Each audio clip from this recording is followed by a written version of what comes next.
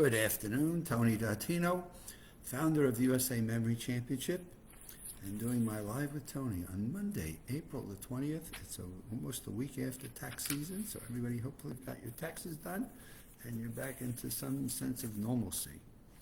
But what I wanted to do today is talk a little bit about the best way to train your brain and what are some of the things that you might do, since more and more research continues to come out that talks about the benefit of, and I'll use the word, exercising your brain, performing activities that may actually help to provide a better brain. And I talk about that not as if the brain were a muscle, but we almost have to think of it that way, because what science continues to reveal to us is that there are certain things that we are able to do and engage into our daily activity that may actually help to improve your functioning of your brain and building some reserve, which some early studies suggest may have benefits in terms of pushing out, never eliminating or avoiding it, but pushing out dementia, Alzheimer's, and some of the brain cognitive function disorders that would most concern us as we get older.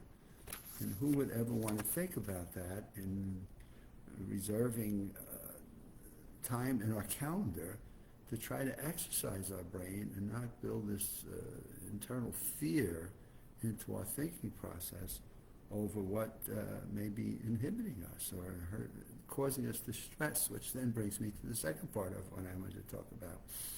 I was talking to a healthcare professional yesterday, and one of the conversations we were having is, can stress actually kill you? Well, that's the far extreme because of the changes in the cortisol levels we have over a long period of time. It sure may, but more importantly, can stress put you into such a fight or flight experience that you may pass out, or it may cause you to malfunction in terms of what you were trying to do. So those are the two things that I just wanted to cover a little bit in my Live with Tony this afternoon. So let's get back to the best way of improving your brain is trying to learn something that is new. And then it might be a hobby, it might be experience, a new skill. Maybe you're using your hands and you're trying to put a model airplane together or a model boat. You're reading instructions and you're looking at the pieces and you're trying to put all the various pieces into their proper space so your boat doesn't sink, right? Your plane does take off. And so what are some activities that you can engage in that would be new to yourself, picking up a new hobby? Maybe it's paint by numbers. Maybe it's ballroom dancing. Learning to play a new musical instrument. The point of it, all of it is it got novelty? Does it have novelty to your thinking, and does it test you to stretch it a little bit? Does it push you out of I don't like the word comfort zone, but does it push you into a zone where you might find it to be enjoyable and think, wow, look at what I can do? And I always find it fascinating. We teach in our memory preparation for the mental athletes in our memory competition. We teach them the loci method, Roman room, some may call it, the journey. It all wraps up into how do we take things that we want to remember. Maybe it's a list of shopping list items, maybe it's a list of to-dos, maybe it's a procedure that we need to find for work. And how do we put it into a sequence into our brain so that we can recall it and be able to facilitate its use? And so you start with this anchoring objects that you're familiar with, and you put them into a sequence. And so you walk around the room or you travel on a street and you notice specific houses or house signs or colors or a doorway, or you notice a driveway or something that's fixed in that position of the house that you can use as what we call an anchor. And then what you're doing to that, so if we look at the room, I see a light switch here, a doorway over here, a stove in the middle. And so now I've got a light switch. I close my eyes. I remember the light switch. I can remember the doorway. I can remember the oven. Close my eyes. I could do it backwards. I got an oven, a doorway, and a light switch. And now there are three things that I want to be remembering. And so in the recent MOCA test that I was given, my cognitive fitness way, I was asked to remember an apple and a car and a banana. And so what I did was I looked at the light switch and I compared it to an Apple iPhone. So when I look at that light switch, I see an Apple. Oh, it's an Apple iPhone that's in the doorway. When I look at the doorway, I'm thinking of the object that I can plant against the doorway. And I'm looking at a car. So a car is coming out my doorway as I open it and come out. Here it is, ready to take me to the shopping store. And of course, I go over to my stove and I'm making myself a banana split that heated up over on the stove. So here's my apple, here's my car, and here's my banana. Now, I don't know what the three words are you might want to use. I may even change the three words that I use from time to time, and therefore I got to clear out my mind sometimes and make sure they're in sequence. But it's a memory technique that you can utilize by just seeing the anchors, the objects that are around the living room in your house, or objects that are along the journey that you're taking with your automobile or walking. It's always good to be doing walking these days.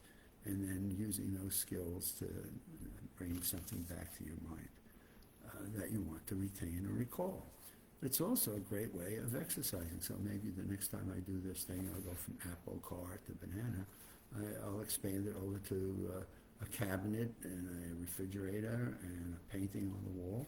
And I'll add three more words to it, so now I can go through and have 6 words to it. And so those are just a simple technique. They call it the Roman Room Journey Method of how to retain information. That could be a challenge, but you can have fun with that. I know sometimes we sit there and watch TV, and maybe we want to look around our living room or the rec room that we're sitting watching the TV with, and we want to build some anchors around the room and then try to remember different objects. And where I get into trouble, as I did now, is I may change the objects each time I go through doing the exercise, and so sometimes they may jobble up. So don't stress over that.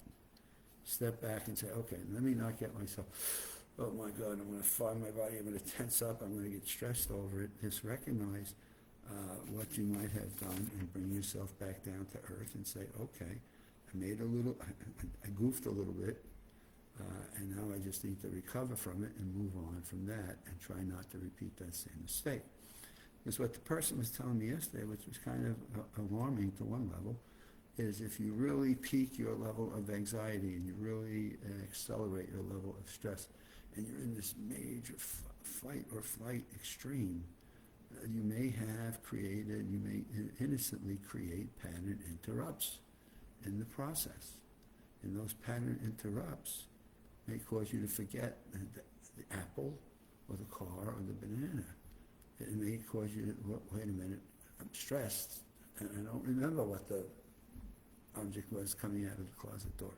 And so it's not to get yourself more stressed about it, because as much as we learn more about stress and it's fight or flight inside the human body, we have to recognize that it does interrupt our ability to retain, to bring information in, retain it, worse is to be able to recall it.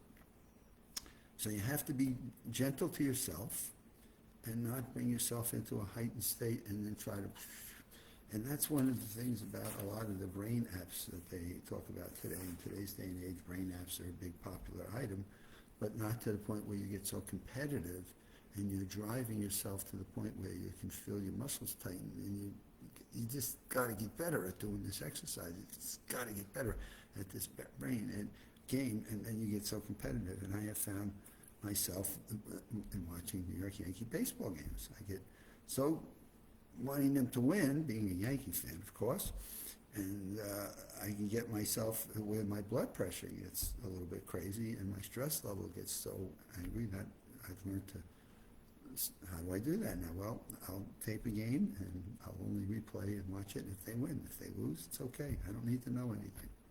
I need to keep my blood pressure down and certainly my stress levels at a reasonable level. And as my cardio doctor says to me, if it's not being fun, you're not enjoying it, then you need to reconsider whether or not you want to watch it. As the stress of it and the blood pressure impacts it has, it's just not worth it, since especially you're not making the $10 million that one of the ball players are making. So there's a couple of thoughts for you today. This is my Monday morning live with Tony, or Monday afternoon as it turns today. We're off to another great week in April, and I'm having a hard time believing it's April 20th already, and the month of April is almost going to go past us. So have a good week, and we'll see you here on Wednesday.